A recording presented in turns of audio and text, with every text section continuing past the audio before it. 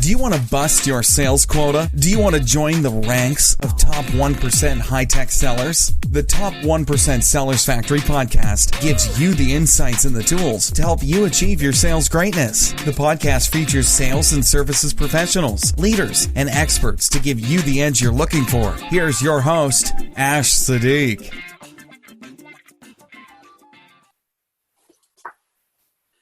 Welcome, everyone. This is the Top 1% Sellers Factory podcast, and my guest today, I'm so excited to have him with us. His name is Ayman Sawaf. He's one of the pioneers of emotional intelligence, and I'm just going to take a minute here and actually read for you his bio. He's one of the original creators of the discipline now known as emotional literacy.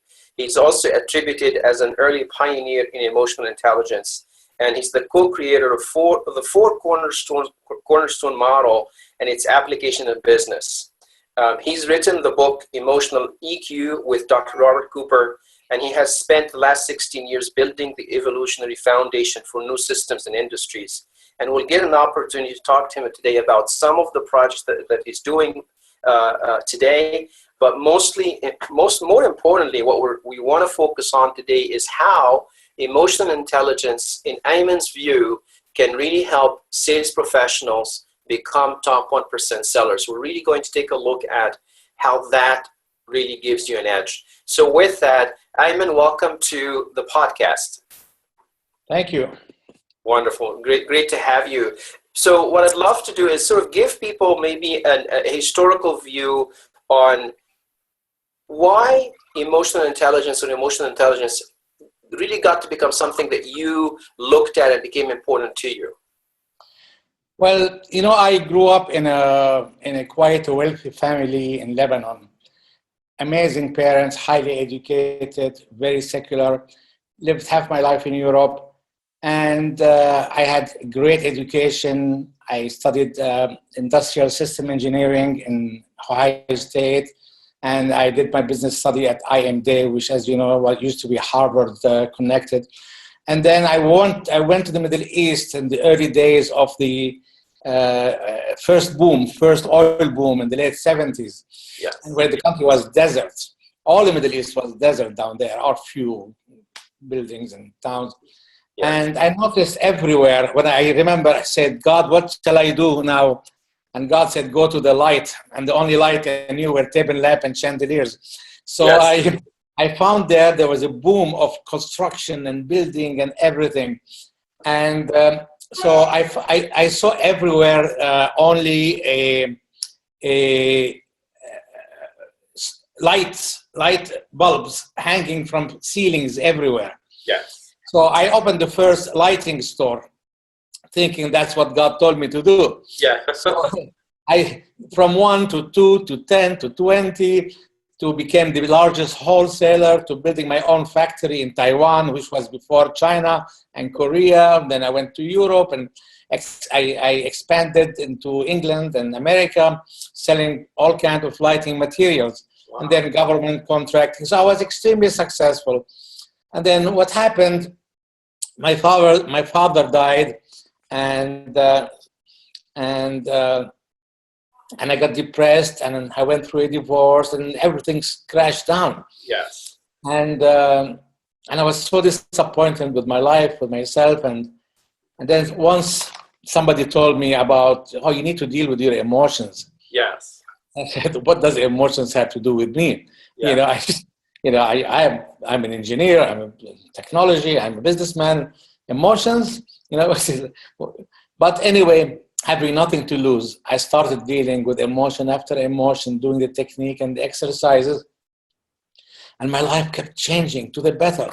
And I became happy. I started playing music. I created 12 albums, sold 500,000 copies. Yeah. I did 30 movies in Hollywood with all the major companies, and love in my life came, and success back again. And I said, damn, all that because my emotions? Then I understood that emotion is not psychology. It's an electromagnetic energy that is released from our brain, a source of electricity, power, and magnetism that attracts to you. Yes. So I thought, wow, how come they never teach us this when we were kids? Right. It's only when we don't know how to use emotion, it fires back, it Yes. blows up, and then we need a psychologist. Yeah. Like if you put your finger in a socket and get a, ow, instead of putting the lights on. Yeah. So it's how we use that energy. And I thought, God, I thought I was very, very intelligent. And I found out I was really not intelligent at all. It's amazing. So so I said, that's it. I'm sorry, I'm lip syncing a little bit because I have a tooth. No, no problem. I just put in a bit loose. So I said, that's it. Not one child will be left behind. Yeah. And that was before George Bush said it. That's right.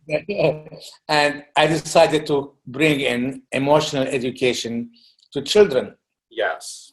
To make a long story short, I sold my lighting business and I moved to the next octave, the enlightening business. Yes. Instead of lighting people's homes and gardens, I decided to light their hearts and minds. Yes. I thought, well, adults are too screwed up already. They need therapy. Let's concentrate on a new generation of kids that become emotionally intelligent in 10, 20 years' time. Thus, we'll have culture, education, and so on. Yes. And so I moved from England to Middle East to America, to Los Angeles. And I did the first 2 movies for children. And then I wanted to grow faster because I thought media would be the fastest way to spread this anything, including Donald Trump, sadly. Anyway, so I bought in a media company by Shelley Duvall called Think Entertainment, which was the head of all TV programming. Yes. And I did 4 TV series with her on HBO, Universal, Warner Brothers. Amazing. And then I created an animation company with Norman Lear. We did a TV series on Warner Brothers. So the idea was to bring emotional education to children through entertainment. Yes. And then on the side, I had a publishing company that published around 30 books.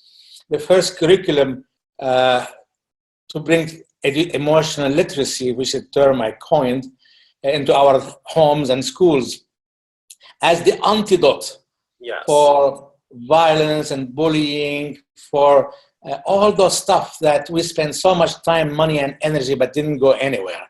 Absolutely. And actually, we have a campaign starting next week called feel.org, which is about no school will be left behind, where we get sponsors to sponsor every school in the country to bring them all kind of $1,000 worth of emotional literacy training and manual and storybooks. And we are trying to create a whole movement around emotional literacy in schools. So I went from one to another one, and then I needed to raise money for the nonprofit which I started called Feel, and it didn't work. And my fundraiser came and said, well, everybody loved it, but they want something more substantial. They want to know that it is not a new age fad from San Francisco, one of those hippy-dippy things. Yes. He said, why don't you write a book about emotional intelligence or emotional literacy? Yes. And for the business world, then we'll print 50,000 copies. We'll put them on the desk of every CEO in America, and then we follow up with fundraising letter and meetings. Oh, that's a great idea. So I found, because I'm not an author, so I wanted somebody to help me write the book. I found an incredible man called Dr. Robert Cooper. Yes. He's very well known in the personal development, and he was the professional coach for people at 3M, Arthur Andersen, Motorola, and all those big companies. Executive coach. So he agreed to write the book with me, and then we were about to release the book called Emotional Intelligence and Leadership and Organization, Executive EQ. And right away we heard about Daniel Goleman writing a book with the same name, Emotional Intelligence. So I fine-tuned it more towards the business community, and we created the first emotional intelligence map. We call it the EQ map, like an IQ test. Yes. We measure your emotional intelligence, the different 16 value, and how that correlate with your success in life, your relationship, your health. So if you want to know why your health is down, you just go, and then on the other side, and you see is it trust, is it perfection, is it what is the one that is causing that lack of success or lack of health or Yeah. Well, relationship. yeah. Well, let's capture that moment, because maybe when you look at that map and you think about particularly like sales professionals, and of course now in a lot of your businesses, you were the chief sales officer still until today. I know in your investment company. When you think about that emotional map and you think about the sales profession, what nuggets out of it you believe a sales professional should really pay attention to, again, from an emotional intelligence standpoint? Since that map we did was now 20 years ago. Yes. I merged the nonprofit with another one that's called 6seconds.org. Yes. They have a lot of program to bring emotional intelligence to people and organizations. They work from the Navy all the way to Hilton Chains Hotel with the salespeople of FedEx. Yes. And they have a new developed assessment tools. Yes. You can assess and you can do it online. Yes. I do not know where it is, but if people go to 6seconds.org and look for assessment, wonderful, they will see all the different qualities that you need to instill in you and then measure those. So it could be issues like leadership, like trust, like building intimacy with the product. Is it self-confidence? Is it whatever? Yes. Emotional or qualities that needs to be developed. So once you do the assessment, it guides you into what direction you need to build your emotional intelligence, because not all of us are bad at everything. Some of us are good at one certain area and deficient in certain area. Yes. You say that if you concentrate on the top 10, 20%, most likely they are emotionally intelligent enough. They just need to improve and expand, the depth and the height of their emotional intelligence, and open up to using emotions as that electricity, that energy, that passion, and to use attraction, use magnetism. We know we are not only have a physical body, we have an electrical body. Yes. That's why when you go and do a blood test, the first thing they tell you, do the electrolytes test, all electricity. And then we are magnetics being, we attract the sales, we attract the people, we attract, through our resonance, they call it, through your energy, through your emotional state. The more you look happy, joyful, trustworthy, that resonance starts attracting the people the same way. Yes. Emotions are very magnetic. As you know, the saying, fear attracts fear, anger attracts anger, love attracts love. So now, in emotional intelligence, how you project the emotions you want, you can feel them and you can start resonating with them and you start attracting the people's similar resonance. Yes. So I, in my own way, I close my eyes and I feel joy. I feel whatever I need before I go to a meeting. I feel a different quality of goodness. Yes. There's many, like there's humility, so I feel 1 minute of each one of those emotions, and then there's a mix, there is resonance that is created that attracts to you. Yes. That's the highest use of emotional intelligence, called emotional alchemy. So it starts from, I need to know what our emotions are, how to express them, what's the message and the feedback, because every emotion is coded information.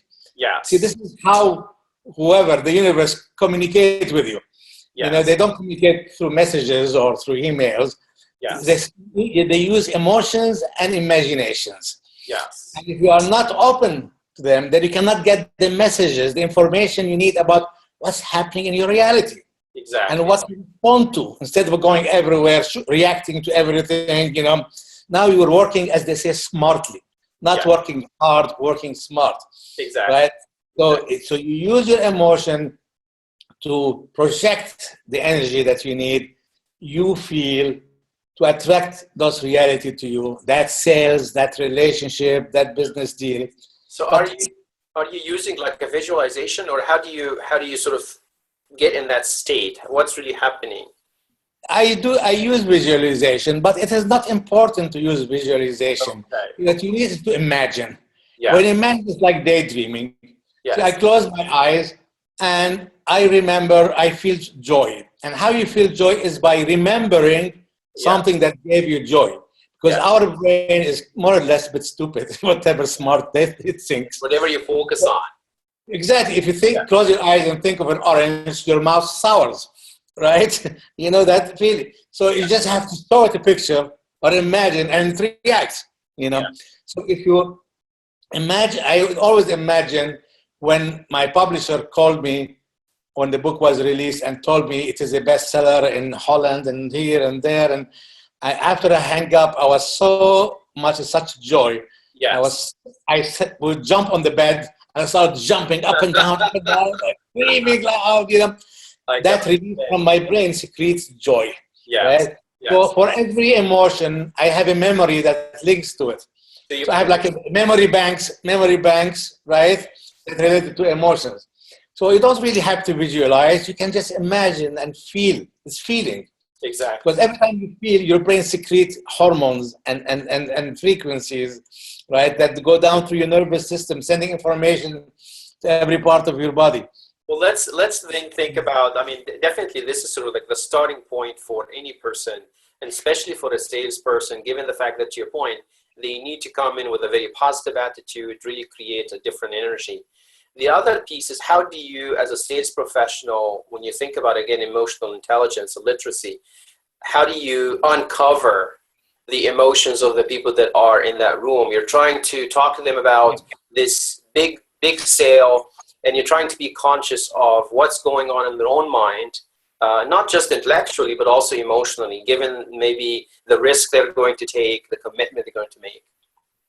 That is called empathy. Yes. One of the main things they teach in emotional intelligence, because emotional literacy is about reading and writing, right? That's what literacy is. Yes. And the way you read somebody's emotions, you read their energy, right? It's about empathy. You feel their feelings, right? So it's about learning how to be an empath.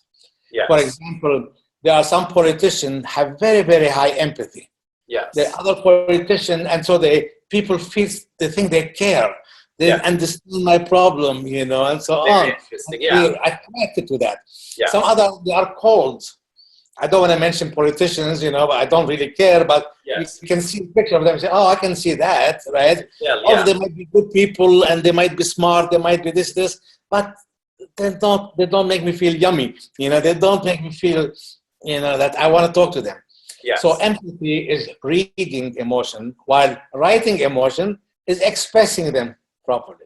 Yes. So by reading and writing emotion, when you meet somebody, right away, energetically, you say, oh my God, this guy is really ready, really excited, or this guy is hesitant, needs some more work, you know, this guy, I need to come to them gently. Those guys like they're like tough, you know. So do you know how to communicate? Yes. Improve communication. And then not only you can read their emotions, but according to that reading, right, according to the data, because this is all data. Exactly, right. Comes in, and now how do you respond to that data? Yes. How do you express, right? And this is not about lying or cheating or manipulating people. Yes. It's actually genuine, real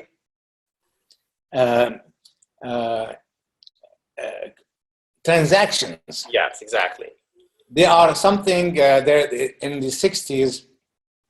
They were one of the first personal development program was called transaction analysis by the series of books called I'm Okay, You're Okay, and stuff like that. Yes. And what they mention is the main thing about this is that everything we do, we are transacting.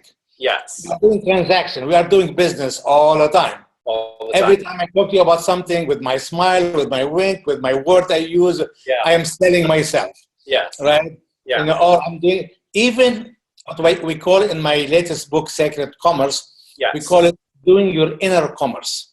The commerce between you and your beliefs and with your thoughts and your feeling, the choices you make, your attitude. So if you become more conscious of what do I want to do 10% more sale. Yes. I want to reach this level. But that's my belief system says, no, you can't do more than that, right? You need to listen to yourself and do business with yourself. That's why people tell you sometimes, why don't you leave me alone and go do your own business, right? Yes. Meaning, go and work with your thoughts, your feeling, your beliefs. Exactly, yes. Everything is outside transaction or inner commerce. You're inner right. transaction. Because at Cisco, I think go ahead, yeah. Yes. So when we do business, I always try to feel the person. That's why I give at least 5 minutes before I get into it. Yes. I want to waste 5 minutes get in that mindset before, so I can get the data, right? And the way I do that is by telling a story. Yes. I just came from my school children, I saw, and oh, wow, look at you, I love the way you dress, I love your, so that creates a little dialogue, some kind of feeling and emotion. Yes. And during that, the energies are blending, and you start reading somebody's energy. Yes. Right? Yes. So when we try to just slow down a little bit, yes, right? So we can read. Let me ask you a question on that. So have you been in a situation where, given the fact that you've read the emotions, you decided that now is not the right time? Absolutely so. Right? Absolutely so. And that's the hardest. Yes. Because you want to do the sale, right? Right, exactly, right. So like by its nature, I'm not going to wait a second. Close the deal now, they tell you, right? Don't lose a second, otherwise you lose it. You've got one chance. All of us are belief system. If you believe you get one chance, they're going to get one chance. Right. And you say opportunity knocks only once. Correct. I say opportunity, if it's yours, knocks once and twice and thrice. Yeah. So that's absolutely hard for a sales professional, because I think, to your point, they usually have a lot of pressure. They want to close the deal sooner than later, and then they want to move on and close another deal. That's why car salesmen have the worst reputation, right? Right. Because if you're going to leave here without buying, at 99% chance you're not coming back. Yes, but in a corporate situation, there might be a chance to come back when the time is right. And yes, that person will trust you. They will feel that you are in integrity with them. Yes. And they will come back for sure if they need that product, and they will choose you on others, and they might give you more than what you expect. Because they immediately saw that you're not interested in a transaction. You're interested in what's good for them. Well, for both. It doesn't have to be only them. Right. We can't, it's a lie if it's only them. We care about us too. Yes. But it's a win-win situation. So that guy, really sure they want to do it as sale, but they're not pushy salesmen, as they say. They're honest. I can feel their honesty. I feel their integrity. I feel they're really here to make a good deal for all of us. Yes. Yes. I want to ask you something, because I know you told me you're originally from Lebanon. Would you believe then that part of your own emotional intelligence is that nice mix of Oriental and Western cultures? You brought that to the forefront, or is it something far beyond that? No, if it wasn't for a health crisis and depression and seeing my whole life falling apart, I wouldn't have learned. I would have been excited. Is it in the Middle East? They ask me often, do you think there's one culture that is more emotional intelligence? That's not, because all cultures by natures at the moment, they are chauvinist, where the male is more important than the female. Yes. And thus the feminine energy is less important than the male energy, the masculine energy. See, the masculine energy, about the energy, we both have both. Yes. I have masculine, which is the energy of doing, acting, thinking, and I have a feminine energy, which is feeling, which is intuition, which is compassion, right? Yes. But because our society is chauvinist, we give value to the male, so we give value to the masculine energy. Women feel, God cry like a woman. It's intuitive, So if what happens is that because we grow up in chauvinistic societies, all of them are chauvinistic, all religions are chauvinistic, So we do not give importance to our feminine side. It's like your brain, the right side and the left side, the masculine side. And that's why they tell you we only use 90% of our brain, because we use maybe 50%, 100% of the left one, which is the thinking. but we use very little of our intuition, imagination, and emotions. Yeah. So you end up using 10% of the 50, which is 5, plus 5 is 55, 60, or 40%. Yes. So all cultures, it is not because of the culture or because the family is how much we value our emotion, feminine energies. Yes. And if some parents can encourage you to be creative, to express your feeling, to cry, and they hug you, see, that gives you, that allow you to be able to express and use your feminine energy more than normal, Yes. other families. So then you'll be more balanced. Yes. So Very interesting. sometimes, yes. That's why I said we all have to change. And change starts from within. Absolutely. Changing is about balancing what they call the yin and yang, the masculine and the feminine. Yes. So that both brains are working. Yes. Imagine if you are walking only on one leg and you're limping, yes. right? It's hard, but you'll get there. Yes. Imagine one day you'll discover you have another leg and you put it down. Yes. Oh my God, I can run, I can walk, life is easy. The same thing, imagine if your left brain, if your right brain is working with your left brain. Exactly. And life will be so much better. So we need to disrupt ourselves. We need to change. Because if we don't disrupt ourselves, something or somebody will disrupt us. A life crisis, a health crisis, a divorce, So yeah. I woke up to my feminine energies, my emotions, and my intuition and my imagination by being kicked, with the health crisis. Yes, yes, that's amazing. But that's why kids must learn emotional literacy, because they don't need to accumulate so much damage until there's a crisis and everything collapses. Yeah. Well, that's fascinating. Let's take a look at maybe some situations where maybe you are selling, or you've seen, sales professionals maybe doing something right, or maybe making some mistakes, and maybe, pick a few of those and kind of relate the story with me, just so that people listening in can kind of benefit from what you saw happen.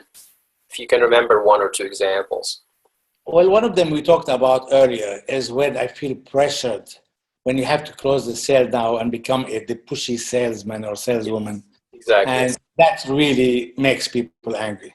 Yes. I mean, usually when I go into a store, I don't want anybody to come to me and ask me if they can help me. Yes. I used to be, when I started my life work in my lighting stores, I was one of those people.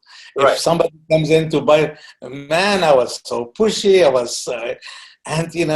And half the time the sale wouldn't happen. And here comes my partner. He takes another client, comes in, and my partner, which is more kind of had that noble energy, laid back, relaxed, older than me, and I was like 19, 20, he was like 40. Yes. He comes there and he closes every deal. Yes. He closes every deal. So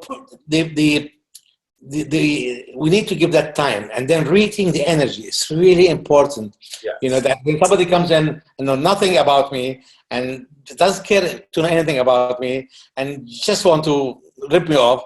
Right. It's like there's no communication, there's no flow. We call it the flow of energy, to live in the flow. Exactly. So to be able to read people, the thing they do is they don't read people. They just want to close the sale.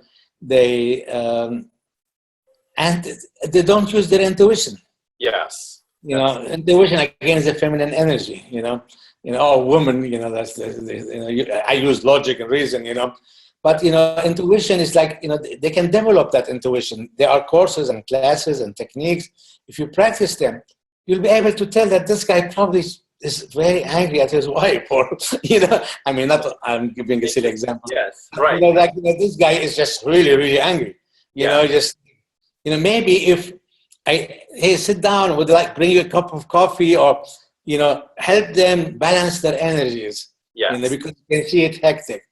That person now is in a relaxed state, more susceptible, more open to you talking to them, selling them, and so on. Yes, that's wonderful, Ayman. Really appreciate your sharing all of that, and I want to maybe give people an opportunity sort of to catch up with Ayman, and I know you've written the new book, Secret Commerce, and you're also doing some exciting projects in the Middle East. Maybe we just spend a few minutes on those. That'd be fantastic if you don't mind. Sure. So if you want to tell us about the Secret Commerce book, what kind of inspired your thought process behind it, and what your objective is, and then you can cover the latest activities. The Sacred Commerce came from the idea that, I'll back up, the book Executive EQ, during those years, 20 years ago, and other books along the same time, started the movement, what they call sustainability, or the three bottom line, profit, planet, and what is it? Profit, planet, and people. Yes. And there's more than one return on investment. There's a return to the community, and there's a return to people. Yes. And I was in Egypt on my honeymoon, and a few tourist guides, came to me and insisted that they take my picture between a big stone with a statue on it. Yes. And I thought they're going to rip me off with my camera. So I said, no, thank you. I don't want anything. Oh, no, you just take your picture here and there. I said, leave me alone. And then when they kept insisting, I spoke in Arabic to them. I said, leave me alone. Yes. I don't have any money. And they got really mad, said, what do you mean? We don't care about your money. We want to take your picture here. And they were so angry at me. And I'm saying, give them the camera, let them run with it if they want. So we stood, me and my wife, on both sides of the stone. He took the camera, he took the picture, gave me the camera, and left. Yeah. What a weird situation. Yeah. And then comes the big group that we were in, because we were lost. And the tour guide, which was an Egyptologist, said, why were you late? Where were you? I said, we told him the story. Yeah. He looked at the stone, and it's a statue. And he said, knowing that we are business people, he said, do you know who is this? I said, no. He said, this is God Bes. I said, so? That God Bes is the god of the merchant priesthood. I said, merchant priesthood? I said, yes, in Egypt, there were the healing priests, the temple priests, the scribe priests, and there were those who were engaged in business and commerce, who took business and commerce as their spiritual path. And those high ones were, and then I started digging more and more, and I found out that they were the emotional alchemists. They used emotions a lot, and all what they work about is balancing the masculine and feminine energy, even in the marketplace. Yes. And there's so many fascinating techniques they use, like they call drop of joy, how they use joy to change emotions from one to another, and it's really fascinating stories. And then I saw how their knowledge, when the Egyptian empire or civilization finished, moved to Moses, to the Hebrew people who took commerce. That's why they're known as the great business people. Yeah. And then moved to the Knight Templars, who built all the economy of Europe, all the way to America. Yes. And how the global citizen, the new millennial, are now coming up saying we cannot depend anymore on our governments, on our financial institution, our United Nations. We need to take responsibility for this new world coming in. And they're all more or less using similar, disruptive technologies and models, personally and in life. So I wrote that book, and I created a training program called The Emotional Alchemist, which is a 4 days training program. And so it's basically about how you can have your business or commerce. Is it the commerce between you and yourself, which we call inner commerce, or the commerce of sacred commerce is about the commerce of product, information, and services that help in raising consciousness and quality of life. Yes. So those are exactly. Yeah. And that's what you said before. They have the fourth bottom line. Yes. Okay. The fourth P, which is purpose.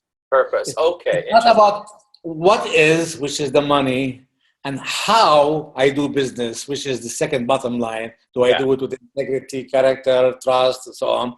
But why am I doing this? What's my purpose?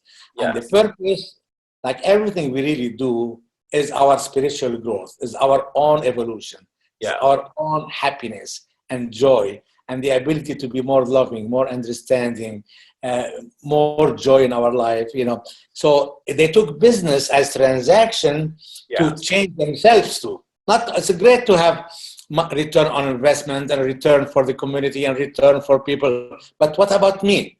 Exactly. What about the big me, the real me? Exactly. So that's what I tried to, because I believe this is where we're moving to as in the business. Absolutely, raise more consciousness around that. We're missing the purpose, and sometimes we sacrifice our purpose, for money or other reason, and that's where a lot of people have lots of money, but are they happy? Are they? It's like you're basically saying you need to sort of stop and breathe and really think about what you're doing and why you're doing it, and how it's affecting others in the community, in the world at large. Right.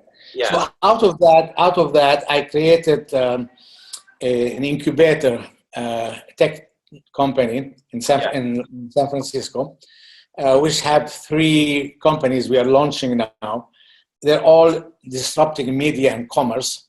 Yes. There's a new one about commerce that is really unique, which is, how in our reality we have retail stores owned by your cousin on the high street selling fashion there. Yes. And then we have franchises, and then we have big stores, mega stores like Costco and so on. Yes. And then we have the home businesses, the multi-levels, the home businesses. Exactly. And the big stores have moved to the internet with places like Amazon, right? That's the translation. Yes. But nobody translated the franchises into e-franchises or the personal stores into online stores. Yes. We have Shopify, but we have only if you sell your own product. But how we can create a franchise that sells unique product, and how we can sell thousands of those stores. So we are creating I have a company which is called the Whole Life Expo and Conferences, which have access to tens of thousands of those vendors of sacred commerce, of yoga product, education product, health and vitamin product, and on and on and on. Even green building, green material, everything about quality of life and raising consciousness. Yes. So we create many stores, many franchises. One called the Eco Fashionista, which is eco fashion. Yes. For ladies, right? Right. So they take those stores and they slap them on their Facebook page, and they sell to their friend and community. And they make 5% of all sales, and they don't do nothing. All what they have to do is just take the store. Everything is done. Yes. And another one for personal stores. I don't want to share too many of the ideas. We're working on them, but they are really a fantastic new way. So it's basically empowering people to take their commerce back from big corporation. Yes. Everybody's telling, and all word of mouth. It's all word of mouth. I call it, instead of multi-level, on the level marketing. Yes. We level with people and horizontal instead of being vertical. Yes. And the same thing with the media. We came with a new, instead of selling a live stream or a channel or an ebook, we created we help people, expert practitioners, visionary entrepreneurs, we offer them to create their own unique media and commerce company platform. Okay. So basically they create a business page and they drag and drop into their business page a community, small mini community or group. They can put in a TV channel, they can broadcast live, they can sell tickets, they can have stores, and all of those tools are embeddable everywhere and on Facebook. Yes. So, so it's like sitting on the spaceship, and here's one, I've got everything I need. Yes. All the services, from editors to cover design people to, to technology services. On one side, you've got all the apps. You drag and drop all the apps, create your own, spaceship, viral spaceship. And we don't have to come to us. We go everywhere where the eyeballs are, instead of people come to your site. Exactly. And another one, which is the last one, is a publishing company, a new way to experience books. Yes. It's moving books from reading books to experiencing book. It's a way to do your book in 10 minutes in multimedia. Yes. So you read the book Sacred Commerce, for example, you read a page, and then there's me video, talking to you for 5 minutes. Yes. And then there's another page, and there's the music playing. So I'm talking about Egypt, like the old Egyptian, and Egyptian music playing on the side at the same time. So now it's a multi-sensory experience. Absolutely. And the millennial will never read a 300-500-page book anymore. Exactly. They want everything short, quick, to the point, So we believe that the future of books are smaller books, multimedia, and then we open them up to collaboration if you want. You can open collaboration, then you read my book and say, wow, I like the definition of sacred commerce, but I have a better one. You hit on it, you tag it, and then suddenly a box comes up and you send me a message. You say, Ayman, what about this definition? Or you might tell me, Ayman, with all the history of commerce in your book, you forgot the Greeks. Yes. Right. So you interact with the author, you interact with other people reading the book. Other readers, yeah. You get feedback and information and video, and then I can edit the book in 5 minutes.